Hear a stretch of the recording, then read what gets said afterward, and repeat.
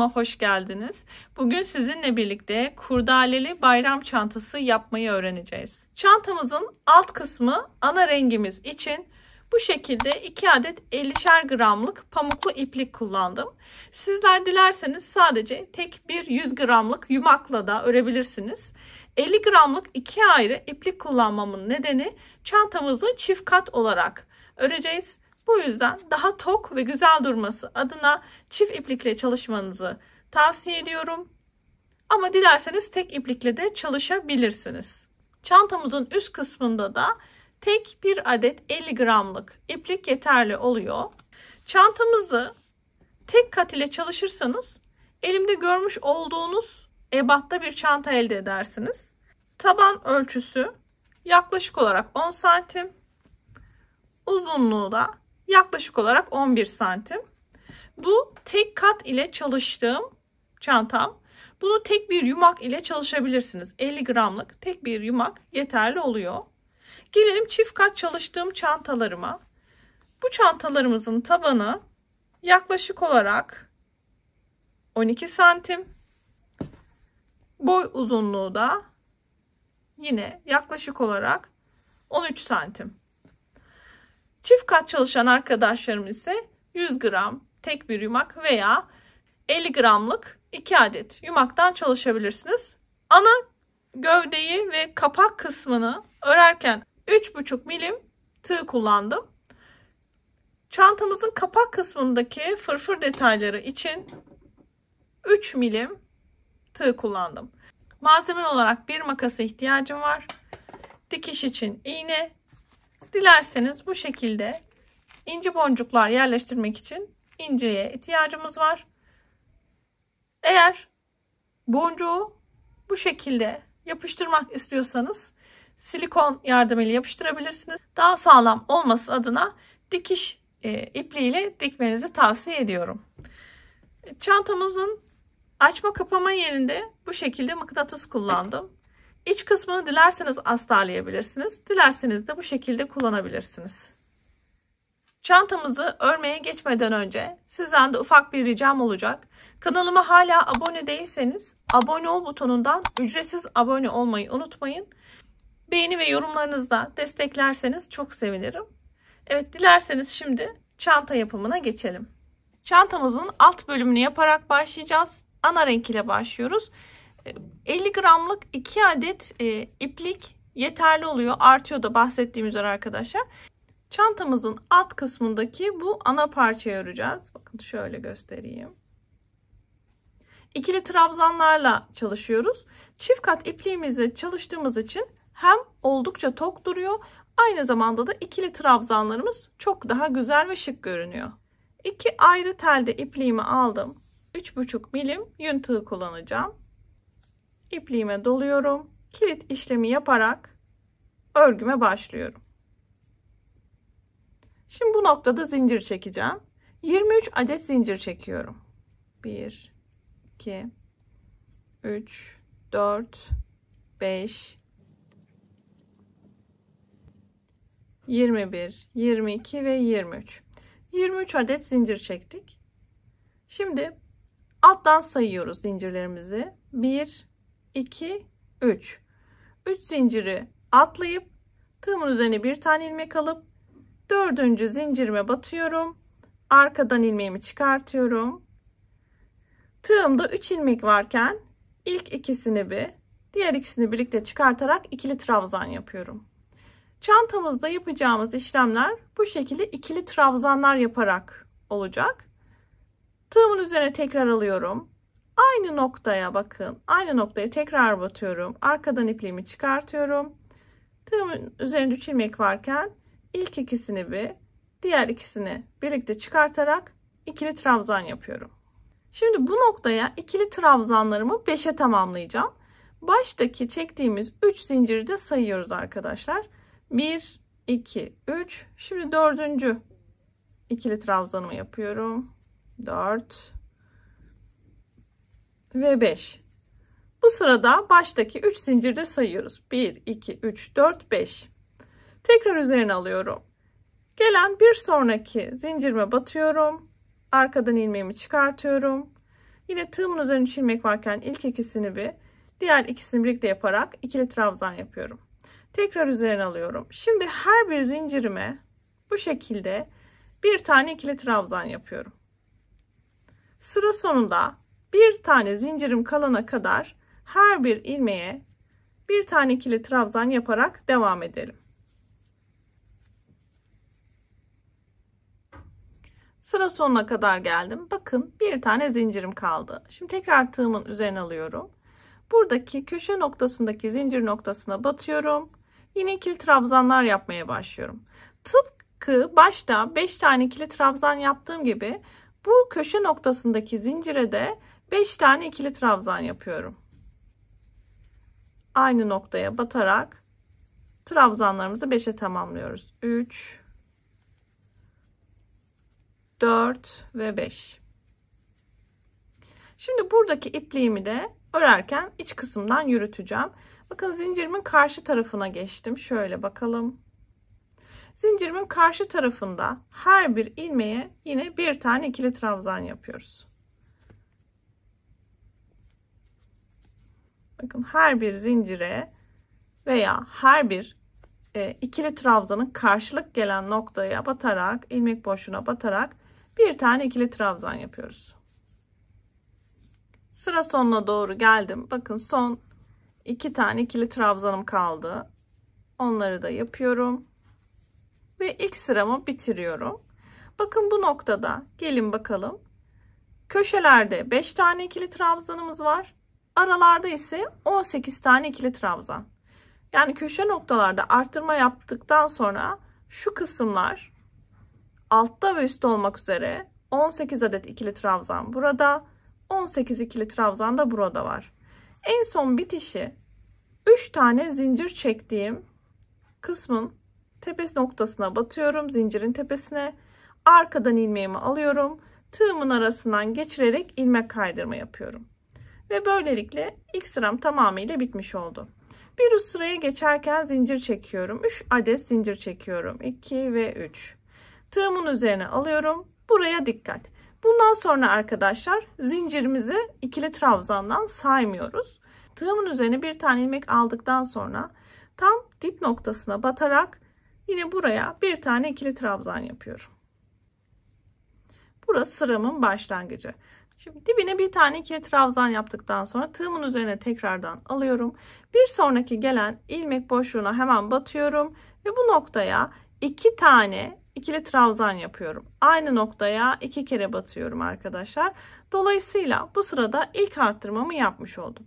Devam ediyorum. Tığımın üzerine alıyorum. Bir sonraki gelen ilmeğe bir tane ikili trabzan yapıyorum. Tekrar tığımın üzerine alıyorum. Bir sonraki gelen ilmeğe şimdi burada yine 2 tane ikili trabzan yapıyorum. Çift batıyorum yani. Ne yaptık? Gelin bakalım. Zincirimizi çektik. Hemen dibine bir ikili trabzan. Daha sonra yanına bir arttırma, yani 2 adet ikili trabzan. Tek ikili trabzan ve arttırma. Devam ediyorum. Tığımın üzerine bir ilmek alıyorum. Bir sonraki gelen ilmeğe bir tane ikili trabzan yapıyorum. Şimdi her bir ilmeğe bir tane ikili trabzan yaparak diğer sıranın diğer köşe noktasına gelene kadar devam ediyoruz. 20 adet tek ikili trabzan yapacağız. Bakın diğer köşe noktasına geldim. 20 adet ikili trabzan yaptım. Şuradaki arttırmadan sonra. Şimdi yine buraya bir tane arttırma yapıyorum. Bakın bir sonraki ilmeğe 2 tane ikili trabzan yapıyorum. 1 ve 2. Daha sonraki gelen ilmeğe tek batıyorum. Tek bir tane ikili trabzan. Yanındaki ilmeğe yine çift yapıyorum. Yani arttırma yapıyorum. 2 tane ikili trabzan. Şimdi bir sonraki ilmeğe tek ikili trabzan yaparak tek ikili trabzanlarımıza başlıyoruz. Şu noktada her bir ilmeğe bir ikili trabzan yapıyoruz. Sıra sonuna kadar devam ediyorum. Her bir ilmeğe bir tane ikili trabzan yaparak sıra sonuna kadar geldim. Şimdi şuradaki arttırmadan sonra Toplamda arkadaşlar şu kısımda 19 adet ikili trabzan var. Şimdi şuradaki ilmeğe batmıyoruz. Dikkat. Çünkü burası ilmek kaydırma yaptığımız nokta. 20'ye zaten tamamlanıyor arkadaşlar. Sıraya başlarken bakın bu noktada bir tane tek ikili trabzanımız var arttırmadan önce. Dolayısıyla bu sırayı bu şekilde bitirdiğimiz zaman zinciri saymıyoruz. Dikkat. 20 adet tek ikili trabzanımız oluyor. Hemen şöyle nasıl bitiriyorum? Zincirimin tepe noktasındaki kısma batıyorum. Arkadan ilmeğimi çıkartıp ilmek kaydırma yaparak sıramı bitiriyorum. Burada şu alttaki ilmek kaydırma yaptığınız noktaya batarsanız orantısız arttırma yaparsınız. O yüzden arkadaşlar dikkat, arttırma yaptıktan sonra 19 adet ikili trabzan yapıyoruz. Sıranın başındaki tek ikili trabzanda birlikte 20 adede zaten tamamlanıyor. Şimdi ilk sırada toplamda 46 adet ikili trabzanımız var. Baştaki 3 zincirle birlikte. İkinci sırada arkadaşlar toplamda 50 ikili trabzana çıktık. Yalnız artık bundan sonra baştaki zinciri 3 tane zincir çektiğimiz zinciri ikili trabzandan saymıyoruz arkadaşlar. Dikkat. Devam ediyorum. 1, 2, 3 tane zincir çekiyorum. Tığımın üzerine bir tane ilmek alıyorum ve tam dibine batıyorum. Arkadan ilmeğimi çıkartıp tığımda 3 ilmek varken ilk ikisini bir diğer ikisini bir çıkartarak ikili trabzan yapıyorum. Şimdi tekrar tığımın üzerine alıyorum. Bir sonraki ilmeğe yine bir tane tek ikili trabzan yapıyorum. Bakın altta arttırma yaptığım noktaya geldim. Şimdi arttırmanın üstüne yine arttırma yapacağım arkadaşlar. Yani bu ilmeğe 2 tane ikili trabzan yapıyorum. Tığımın üzerine bir ilmek alıyorum. Bir sonraki ilmeğe tek batıyorum. Tığımın üzerine bir ilmek, bir sonraki gelen ilmeğe yine tek bir tane ikili trabzan yapıyorum. Şimdi bakın yine arttırma yaptığım noktaya geldim. Tığımın üzerine aldım. Bu noktaya batıyorum ve 2 tane ikili trabzan yapıyorum. Bakalım ne yaptık? 3 zincir çektim. Dibine bir ikili trabzan. Yanındaki ilmeğe bir ikili trabzan daha. Sonra arttırma yaptım. Sonra ayrı ayrı tek ikili trabzanlar ve yine arttırma yaparak köşe noktamı bitirdim. Şimdi arkadaşlar tek ikili trabzanlarıma başlıyorum. Her bir ilmeğe bir tane ikili trabzan yapıyorum. Bir sonraki köşe noktamda arttırma noktasına gelene kadar devam edeceğim. Toplamda arkadaşlar 21 adet tek ikili trabzan yapacağız. Evet, 21. ikili trabzanımı yapıyorum ve bakın bu köşe noktasında da arttırma, altta arttırma yaptığım noktaya geldim. Şimdi bu ilmeğe yine arttırma yapıyorum. 2 tane ikili trabzan birden yapıyorum. Tığımın üzerine alıyorum. Bir sonraki ilmeğe tek ikili trabzan, yanına gelen bir sonraki ilmeğe yine tek bir tane ikili trabzan. Bakın yine altta arttırma yaptığım noktaya geldim. Burayı da yine 2 tane ikili trabzan birlikte yaparak arttırma yapıyorum. Şimdi arkadaşlar devam ediyorum. Tek ikili trabzanlarımı örmeye başlıyorum. Sıra sonuna kadar devam edeceğim. Her bir ilmeğe bir tane ikili trabzan yapıyorum. Evet, son ilmeğim arkadaşlar. Tekli ikili trabzanımı yapıyorum. Şimdi bu noktaya dikkat. Bakın burada bir boşluğum var ama burası bir önceki sırada ilmek kaydırma yaparak sıramı birleştirdiğim nokta. Dolayısıyla buraya batmıyoruz arkadaşlar. Buraya dikkat edelim. Şimdi şuradaki arttırmadan sonra toplamda burada 19 adet ikili trabzanımız var. Yalnız sıranın başına başlarken 2 adet burada 2 tane tekli trabzanımız var. Dolayısıyla 19, 20 ve 21 arkadaşlar tamamlanmış oluyor. Baştaki 3 zinciri ikili trabzandan saymıyoruz. Bitişi nasıl yapıyoruz? Bitişi bakın 3 zincirimin tepe noktasına batıyorum. Arkadan ilmeğimi alıyorum. İlmek kaydırma yaparak sıramı bitiriyorum. Bir üst sıraya başlarken yine 3 zincir çekerek başlıyoruz. 3. sırada da arkadaşlar toplamda 54 adet ikili trabzan elde ediyoruz. Şimdi devam ediyoruz 4. sıradan. Tığımın üzerine ilmeğimi alıyorum. Tam dibine bakın. Batarak ikili trabzan yapmaya başlıyorum. Şimdi sıralarımızda ikili trabzanları sayarken baştaki zincirimizi arkadaşlar ikili trabzandan saymıyoruz. Tığımın üzerine alıyorum. Şimdi arkadaşlar her bir ilmeğe bir tane ikili trabzan yapıyorum. Herhangi bir arttırma yapmadan köşe noktalarda dahil olmak üzere her bir ilmeğe bir tane ikili trabzan yapıyorum. Sıra sonuna kadar bu işlemimi tekrarlıyorum. Bakın arkadaşlar, sıra sonuna doğru geldim. Son ikili trabzanımı yapıyorum. Dikkat, yine bakın ilmek kaydırma yaptığımız noktalara batarak ikili trabzan yapmıyoruz. Sıramı birleştireceğim. 3 zincirimin tepesine batıyorum. Arkadan ilmeğimi alıp ilmek kaydırma yaparak sıramı bitiriyorum. 1, 2, 3 zincir başlayıp bir sonraki sıraya başlıyorum. Şimdi bakın arkadaşlar, düz ördük. Her bir ilmeğe, her bir boşluğa bir tane ikili trabzan yaptık. Toplamda 54 adet ikili trabzan sayımızı koruduk. Şimdi gelin hemen tabanımızdan bakalım arkadaşlar. Arttırmalardan sonra 4 sıra düz örüyoruz. 1, 2, 3, 4. 4 sıra arkadaşlar. Her bir ilmeğe bir tane ikili trabzan ve her bir sırada 54 adet ikili trabzan sayımızı koruyoruz. Unutmayalım, ilmek kaydırma yaptığımız noktalara batmıyoruz ve zincirimizi ikili trabzandan saymıyoruz. Düz sıralardan ilk sıramı yaptım. Şimdi kalan 3 sıramı da arkadaşlar yapayım. Daha sonra birlikte devam edelim.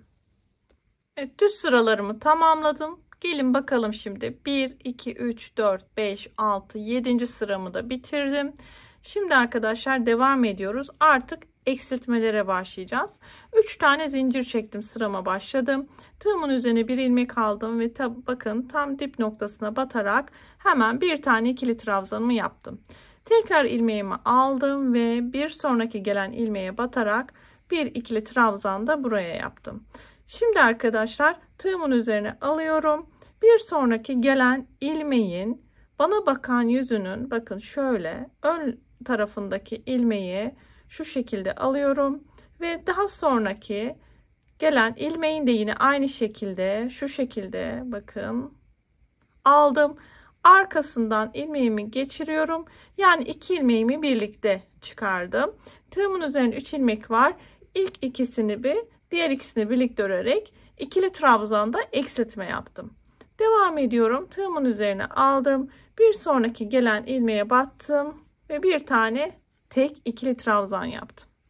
Devam ediyorum. Tığımın üzerine aldım. Bir sonraki gelen ilmeğe yine batıyorum ve buraya yine tek bir tane ikili trabzan yapıyorum.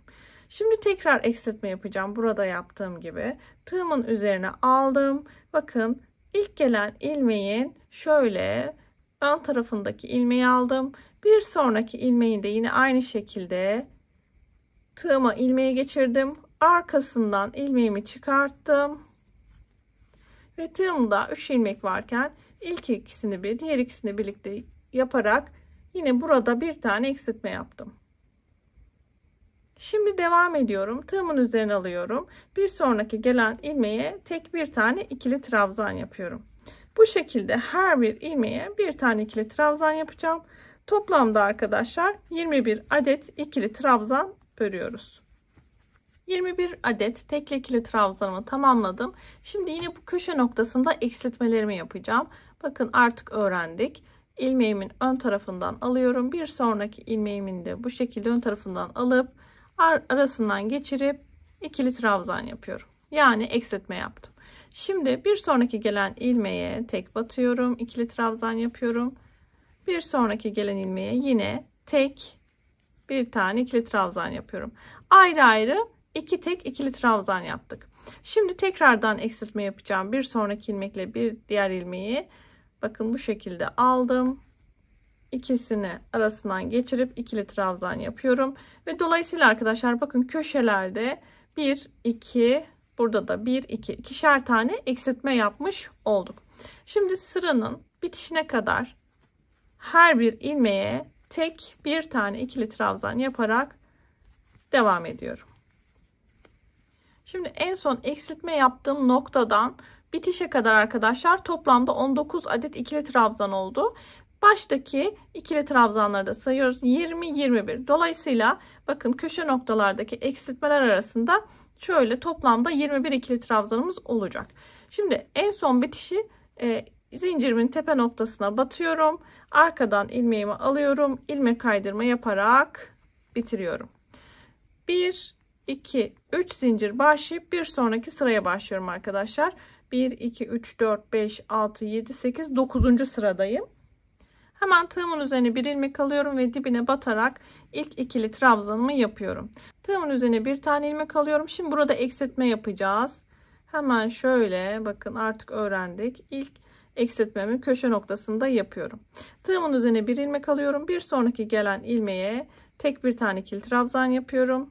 Tığımın üzerine aldım. Şimdi yine eksiltme yapıyorum.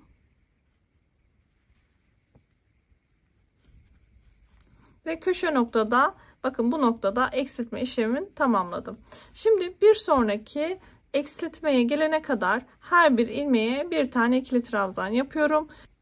Evet, dikkat, burada 20 tane ikili trabzanımı yaptım eksiltme yaptıktan sonra. Devam ediyorum arkadaşlar. Tığımın üzerine alıyorum. Hemen bakın, buradaki eksiltme işlemini yapacağım. Bana bakan ilmeğin ön lobundan alıyorum. Bir sonraki ilmekten de hemen ön lobdan alıyorum. İkisini birlikte geçirip ikili trabzan örüyorum. Bir sonraki gelen ilmeğe bir tane ikili trabzan yapıyorum. Ve tekrar eksiltme yapacağım. Tığımın üzerine aldım. Hemen bana bakan ön lobdan aldım. Arkasından gelen ilmeği de aldım. İkisini birlikte ikili trabzan yaparak ördüm. Dolayısıyla bu noktada da bakın ikili trabzan yaparak eksilttik. Şimdi arkadaşlar sıra sonuna kadar her bir ilmeğe bir tane tek ikili trabzan yaparak örmeye devam ediyorum. Evet, bitişe kadar geldim. Bakın, eksiltme yaptıktan sonra 19 adet ikili trabzan örmüş olduk. Hatırlayalım, başta da bir tane tek ikili trabzan olmuştu. Dolayısıyla 20'ye tamamlamış olduk. Hemen bakın, zincirimin tepesindeki noktaya batıyorum. İlmek kaydırma yaparak bu sıramı da bitiriyorum. Şimdi hemen 3 tane zincir çekerek bir sonraki sıra olan 10. sırama başlıyorum arkadaşlar. Sıra sonlarında toplam ikili trabzan sayılarını takip etmek için arkadaşlar video içerisine de yazı olarak yazacağım. Oradan da takip edebilirsin. Şimdi 10. sıradan devam ediyoruz. 3 tane zincir çekmiştim. Tığımın üzerine alıyorum. Hemen dibindeki noktaya batarak bir tane ikili trabzan yapıyorum. Bir sonraki ilmekte yine eksiltme yapacağım. Hemen ön lobdan geçirdim. Bir sonraki ilmeğin de ön lobundan alarak ikili trabzan yaptım. İlk eksiltmemi yaptım. Tekrar tığın üzerine alıyorum. Yandaki iki ilmeği de birden öreceğim. Yani eksilteceğim. Arda arda 2 tane eksiltme yapacağız. Şöyle ikili trabzan yaptım. Bakın, 2 tane eksiltme yaptım. Şimdi tığımın üzerine alıyorum. Tek ikili trabzanlarıma başlıyorum. Bu noktada 19 adet tek ikili trabzan öreceğim. Bir sonraki köşe noktadaki eksiltmeleri yapmak için. 19 adet tekli ikili trabzanlarımı yaptım. Yine köşe noktasındayım. Şimdi ard arda 2 tane eksiltme yapacağım arkadaşlar. İlk eksiltmemizi yapalım. İlk eksiltmemizi yaptık. Hemen bir sonrakini bakın ön loblardan alıyorum. İkisini birlikte örerek ikili trabzan yapıyorum. 2 eksiltmemi yaptım. Şimdi sıra sonuna kadar her bir ilmeğe bir tane ikili trabzan yaparak devam ediyorum. Evet, 18 tane tek ikili trabzan yaptım. Baştakiyle birlikte zaten 19 oluyor arkadaşlar. Şimdi hemen zincirimin tepe noktasına batıyorum. İlmek kaydırma yaparak bu sıramı da bitiriyorum. Şimdi 11. sıra son sıramız. Hemen 3 tane zincir çekerek sırama başlıyorum. Tığımın üzerine bir tane ilmek alıyorum ve hemen dibine arkadaşlar bir tane ikili trabzan yaparak başlıyorum.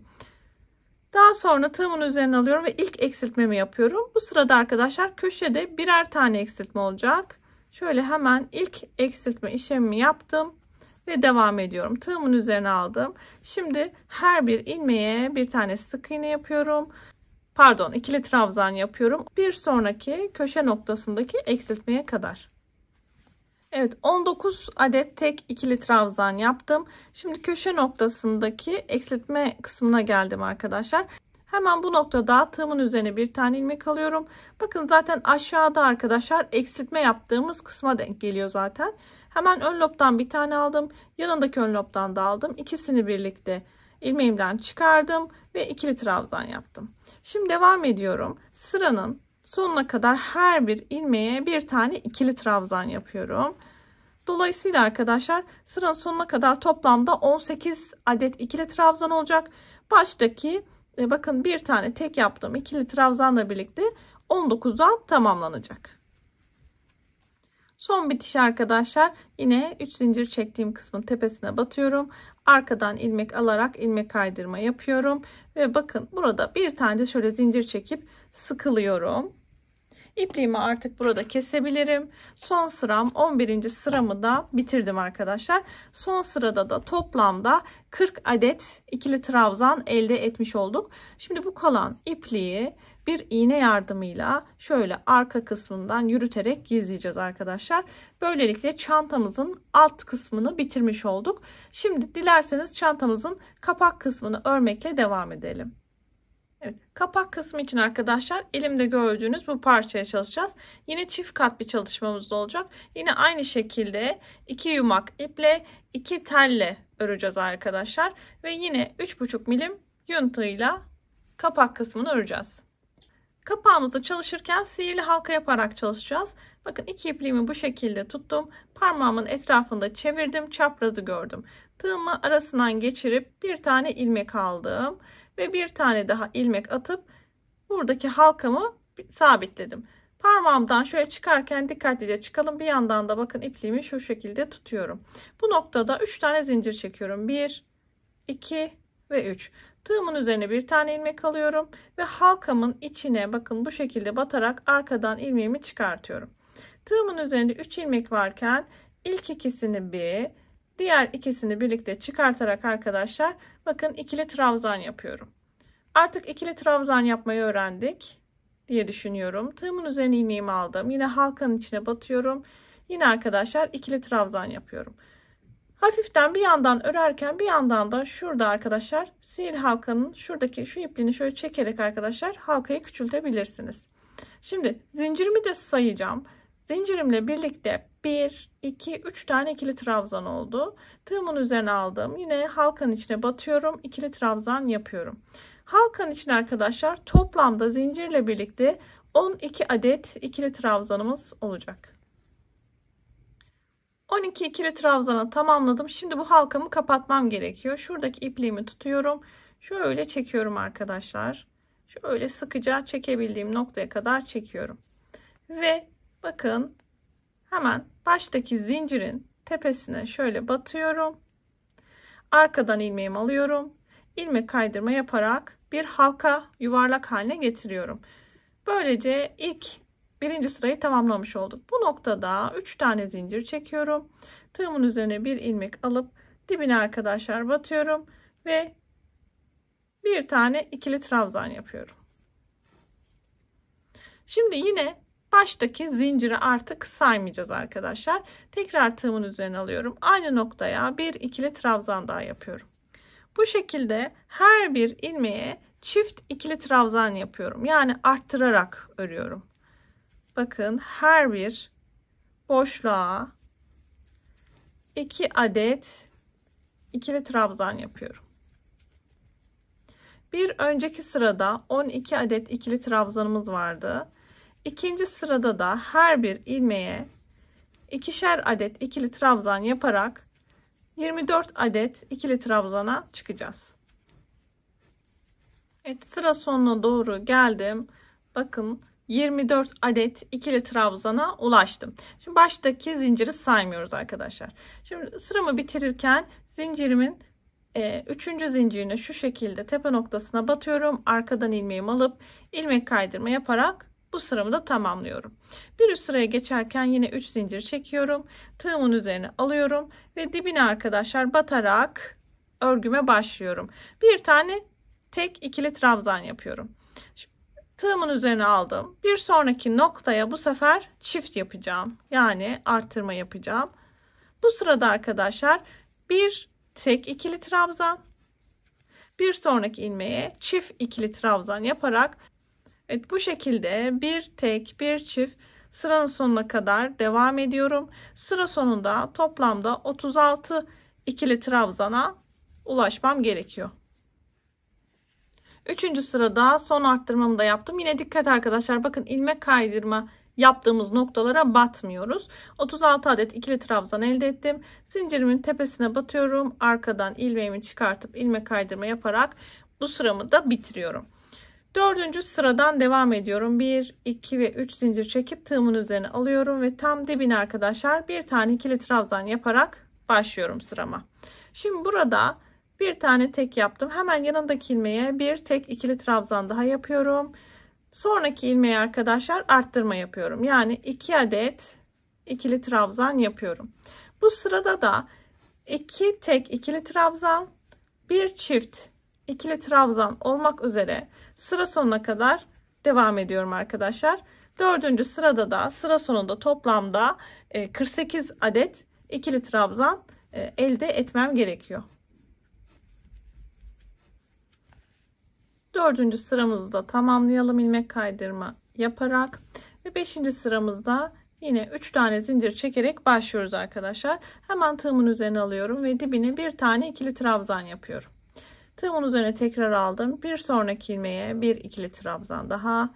Tekrar arkadaşlar bir sonraki ilmeğe bir ikili trabzan daha. 3 tek, yani 3 tane ayrı ayrı bakın ikili trabzan yaptım. Tığımın üzerine aldım. Bir sonraki ilmeğe arttırma yapacağım. Yani çift ikili trabzan yapacağım. Zaten arkadaşlar bakın örgümüzde arttırmalar birbiri üzerine denk geliyor. Burada arkadaşlar yuvarlak kısmında şu an son sıradayız. Bakın şöyle göstereyim. 1, 2, 3, 4, 5. sıra yuvarlak kısımda son sıradayız. Sıra sonuna kadar bu şekilde 3 tek, bir çift ikili trabzan yaparak devam ediyoruz. Sıra sonunda 5. sırada toplam 60 adet ikili trabzan elde etmemiz gerekiyor. Evet, son kapanışta gelin birlikte yapalım. Hemen zincirimin tepe noktasına batıyorum. Arkadan ilmeğimi alıp ilmek kaydırma yaparak sonuncu sıramı da bitiriyorum. Şimdi yuvarlak kısmını bu şekilde tamamladık. Hemen burada size çap ölçüsünü de vermek istiyorum. 12 santim çap ölçüsü. Şimdi bu noktada ilmek kaydırma yaparak bitirdik. Bir tane zincir çekiyorum. Şimdi 2 tane ipliğim arkadaşlar tekiyle devam edeceğim. Fırfır yapımında. Hemen bir tel ipliğimi kesiyorum. Ve tek tel ipliğimle devam edeceğim. Burada bu ipliğimin sökülmemesi için de buraya bir düğüm atıyorum.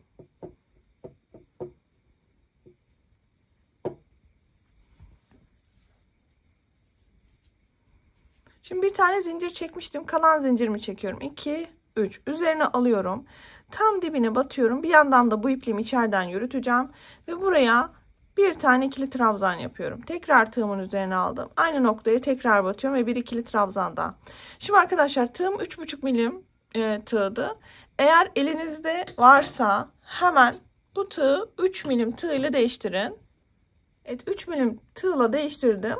Elinizde yoksa yine 3,5 milim tığla da örebilirsiniz. Çünkü tek kata düştüğümüz için arkadaşlar tığ numaramızı küçültüyoruz. Şimdi baştaki zinciri saymıyorum. Aynı noktaya bir ikili trabzan daha yapıyorum.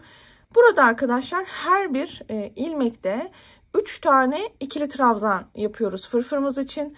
Toplamda arkadaşlar 33 adet ilmeğe, yani şuradan saydığımız zaman 33 adet boşluğa 3 tane ikili trabzan yapıyoruz.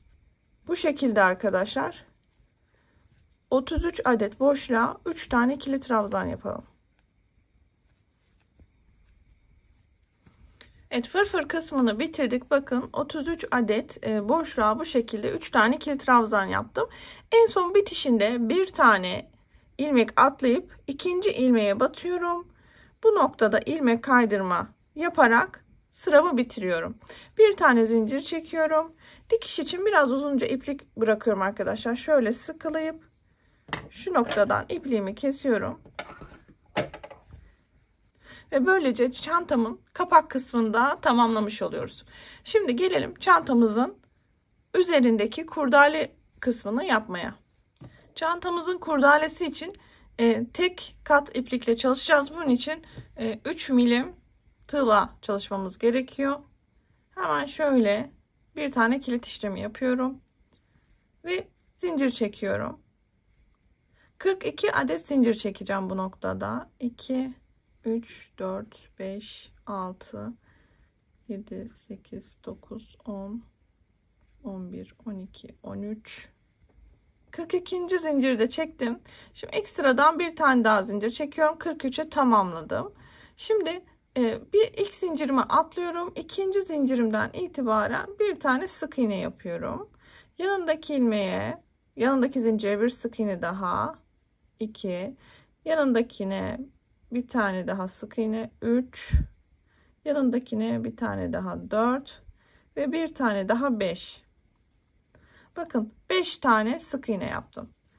Daha sonra tığımın üzerine alıyorum. Bir sonraki ilmeğe batıyorum. Tığımda 3 ilmek varken üçünü birlikte çıkarak yarım trabzan yapıyorum. Üzerine aldım. Bir sonraki ilmeğe battım. Arkadan ilmeğimi çıkardım. Tığımda 3 ilmek varken üçünü birlikte örerek yine yarım trabzan yaptım.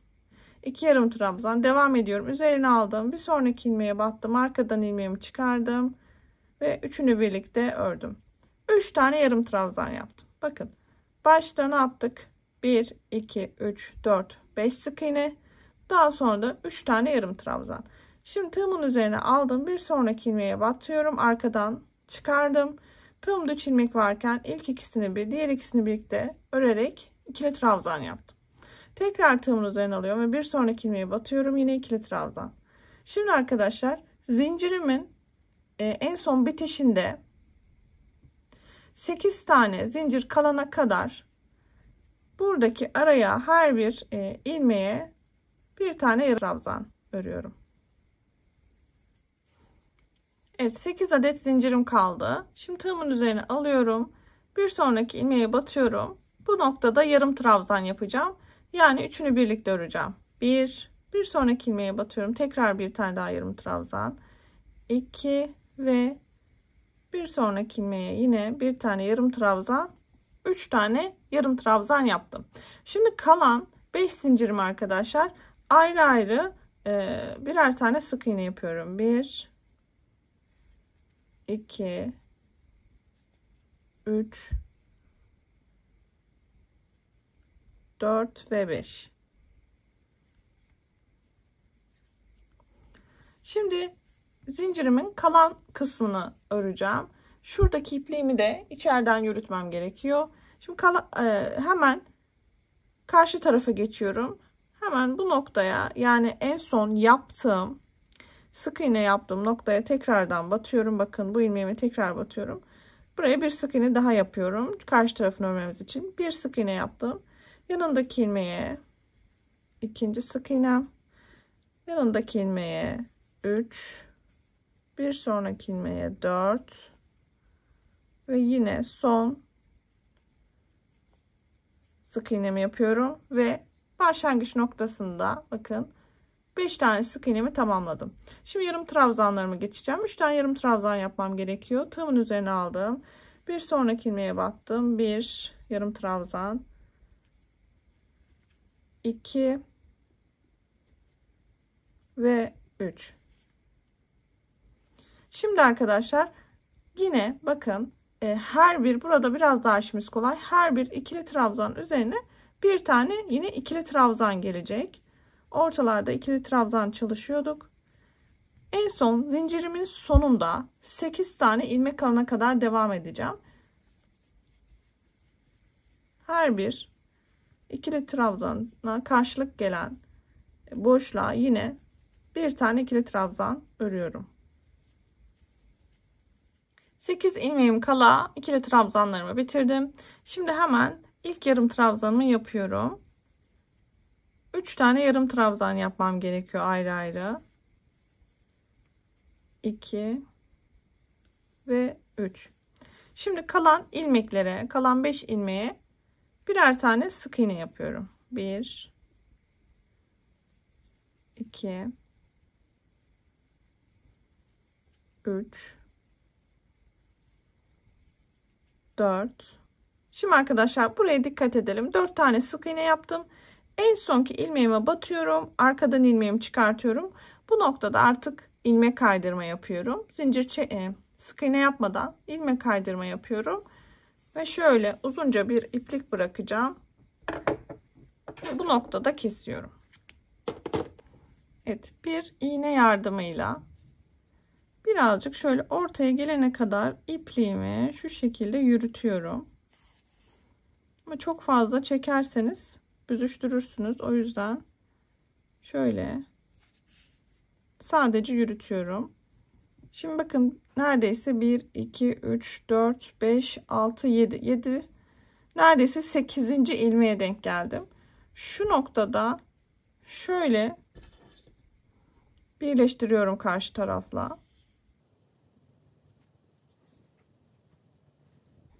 Şimdi burayı birleştirdim. Şöyle diğer kanadını da üst üste getiriyorum. Ve tam bu noktada kanatları arka kısımdan birleştiriyorum. Şimdi biraz birleştikten sonra şu ipliğimi şöyle bakın şunun ortasından şöyle tutarak geçiriyorum. Sıkıca çektim. Bir tur daha yapacağım. Bir noktadan da şöyle giriyorum ve sıkıca çekiyorum. Şimdi şöyle bir noktadan sabitleyeceğim. Her iki tarafın eşit olmasına dikkat edelim. Bakın şöyle alt taraftan girdim. Ve iki noktadan sabitliyorum. Böylelikle bakın kurdele kısmını da tamamlamış olduk. Şimdi şu orta noktasına dilediğiniz bir inci veya işte başka bir boncuk dikişini yapabilirsiniz. İpliğimi burada kesmiyorum. Çünkü ipliğimi daha sonra çantamızın kapak kısmına yerleştirerek dikişini sağlayacağım. Çanta sapımın kalın olması için yine bakın çift kat iplikle çalışıyorum. Şöyle bir miktar ipliğimi uzun tutacağım. Bu noktada tek iplikle dikiş yapacağım için şöyle yapabilirsiniz. Bakın. Şimdi şu iplikle çantamıza sapımızı dikeceğiz. Çift kat çalışacağım yeri bu iplikten sonra bırakabilirsiniz. Şöyle ipliğimi sarıyorum. Bakın şu dikiş için bıraktığım iplik ve burası da çalışacağım yer. Yine 3,5 milim yün tığ ile çalışıyorum. Hemen şöyle bir tane kilit işlemi yapıyorum. İlmeğimi alıyorum ve ilk kilit işlemi yaptım. Şimdi bu noktada 2 tane zincir çekiyorum. 1 ve 2. Örgümü şöyle hafiften çeviriyorum ve bakın arka kısmında bulunan tek çizgi halinde bulunan ilmeğe batıyorum. Arkadan ilmeğimi alıp biraz gevşek tutuyorum ilmeklerimi. Tığımda 2 ilmek varken ikisini birlikte örüyorum. Yani sık iğne yapıyorum. Şimdi bu noktada bakın şöyle bir ilmek var. Buna şu şekilde batıyorum. Arkadan ilmeğimi çıkartıyorum. Tığımda ilmek varken ilk ikisini birlikte örerek sık iğne yapıyorum. Çeviriyorum. Bakın şuradaki ilmekleri alıyoruz. Şöyle arkada kalan ilmeği aldım. Arkasından geçirdim. Tığımda 2 ilmek varken ikisini birlikte örüyorum. Şimdi ördükçe şekillenecek çanta sapı. Bakın çevirdikten sonra arkada kalan ilmek şöyle alıyorum. İkisini birlikte örüyorum ve sık iğne çevirdim. Bakın hemen yanda kalıyor arkadaşlar. Yandaki ilmekten ilmeğimi geçirdim. Sık iğne yaptım. Çevirdim. Yandaki ilmekten aldım. Sık iğne yaptım. Çevirdim. Bu şekilde arkadaşlar istediğimiz uzunluğa gelene kadar yandaki ilmekleri alarak sık iğne yapıyoruz ama çevirmeyi unutmuyoruz. Şöyle bir görüntü oluşmuş oluyor. Bu çanta sapı oldukça kullanışlı bir örnek. Esneme katsayısı düşüktür. O yüzden birçok projenizde kullanabilirsiniz. İstediğiniz uzunluğa kadar bu şekilde örerek devam ediyoruz. Evet, istediğim uzunluğa kadar ben çanta sapımı çalıştım. Hemen size bu noktada ölçüsünü vermek istiyorum. Benim çanta sapı uzunluğum yaklaşık olarak 76 santim. Dediğim gibi sizler istediğiniz uzunluğa gelene kadar devam edebilirsiniz. En son kapanışı da şu şekilde yapıyoruz. Bakın en sonki sık iğnemdi. çevirdim. Yandaki ilmeğe battım. Arkadan ilmeğimi aldım. Sık iğne yapmıyoruz arkadaşlar. Burada ilmek kaydırma yapıyoruz. Bir diğer ilmeğin arasından geçiriyoruz. Burada ben zaten ipliğimi kesmiştim. İpliğimi kesip arasından şöyle şu şekilde geçiriyoruz. Burada tek kat ile dikişi sağlayacağız. O yüzden ipliğimin bir katını bu şekilde keserek alıyoruz.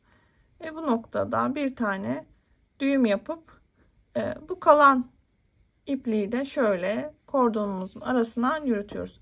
Ve böylelikle çanta sapımız da hazır olmuş oluyor. Çantamızın bütün parçalarını bitirdik. Şimdi dikiş işlemine geçeceğiz. Öncelikle çantamızın kapak kısmını dikeceğiz.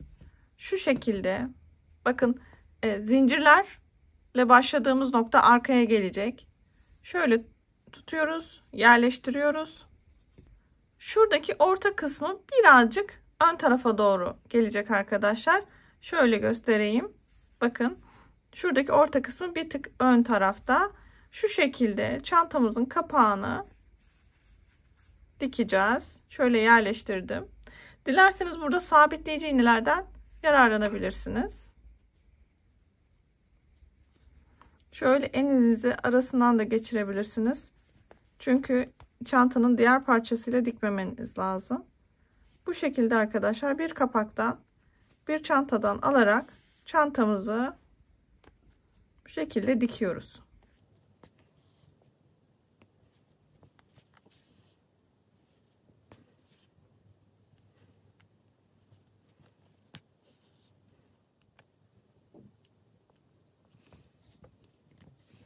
Şimdi son bitişe geldik. Bakın şurasını yarım ay şeklinde döndük.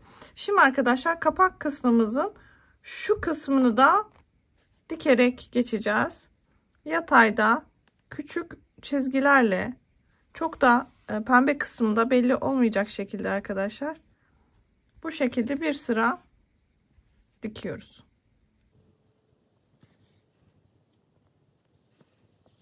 Kapak kısmının dikişini tamamladık.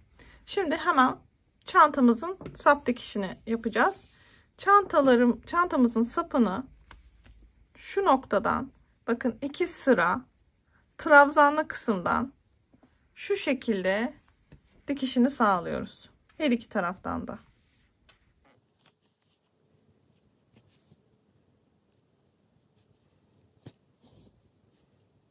Evet, çanta sap dikişimizi sağladık. Evet, çantamızın ön kısmı, burası da arka kısmı. Şimdi çantamızın bu şekilde mıknatıslı aparat yerleştireceğim ben. Şöyle hemen bunu da yerleşimini göstereyim. Bu şekilde dik tutuyoruz ve yerleştirmek istediğim noktayı seçiyorum. Arka kısımdan çıkartıyorum ve yatay bir şekilde bastırarak yerleştiriyorum. Aynı şekilde diğer parçama da aynı işlemi uygulayacağım. Şöyle denk gelen kısmını buluyorum. Ve bakın, açma kapama yerini de bu şekilde yapıyoruz. Sizler dilerseniz farklı mıknatıs aparatları da yerleştirebilirsiniz. Şimdi gelelim şuradaki görüntüyü nasıl gizleyeceğiz. Bunun için de arkadaşlar kurdalemizi hemen şu kısma dikerek buradaki görüntüyü de gizlemiş olacağız. Evet, inci boncuklarımızı da ben bu şekilde silikon yardımıyla yapıştırdım. Sizler dilerseniz dikerek daha da sağlam bir hale getirebilirsiniz. Çantamızın iç kısmında astarlama yapmadım. Dilerseniz astarlama işlemi de uygulayabilirsiniz. Evet, böylece bir tarif videosunun daha sonuna geldik. Hala daha kanalıma abone değilseniz tarif videolarımı kaçırmamak için ücretsiz abone ol butonundan abone olmayı unutmayın. Bu videoyu da beğenirseniz ve yorumlarınızla desteklerseniz çok sevinirim. Bir başka videoda görüşmek üzere. Herkese keyifli çalışmalar diliyorum. Hoşça kalın.